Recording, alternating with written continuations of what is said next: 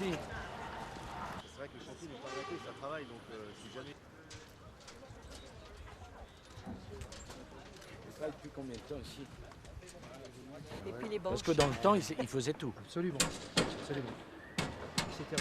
Non, mais moi je respecte ce qu'il dit.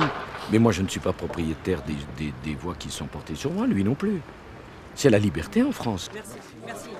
Merci à tous, bon courage à vous. Merci. Merci. Au revoir, merci encore pour tout ce que vous faites. À bientôt. Royal, vous avez d'accord de faire des voix de gauche en proposant des ministres UDF? Madame Royal, attention. On en a une bonne ensemble. C'est tellement bon. Merci.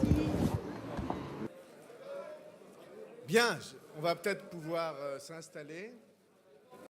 Je n'accepte, je ne cherche ni n'accepterai aucune soumission ou ralliement à l'un des deux camps.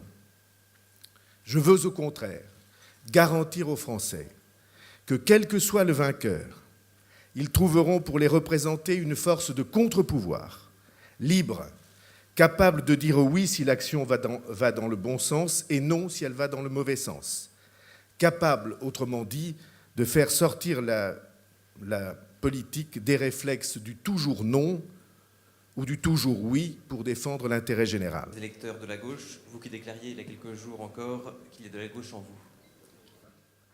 Pour changer définitivement la politique française, j'annonce la création d'un nouveau parti politique, le Parti démocrate, qui présentera des candidats à toutes les élections à venir, et d'abord aux élections législatives, pour représenter les Français qui veulent une politique nouvelle, indépendante, libre dans son expression et décidée à défendre les citoyens sans se laisser intimider par les menaces ou les tentations diverses liées au pouvoir.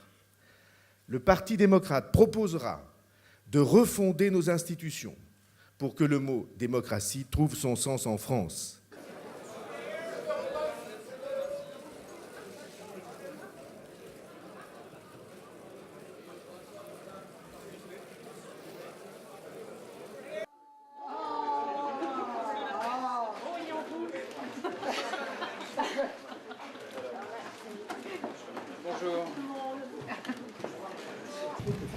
Alors, je viens d'entendre la déclaration de François Bayrou.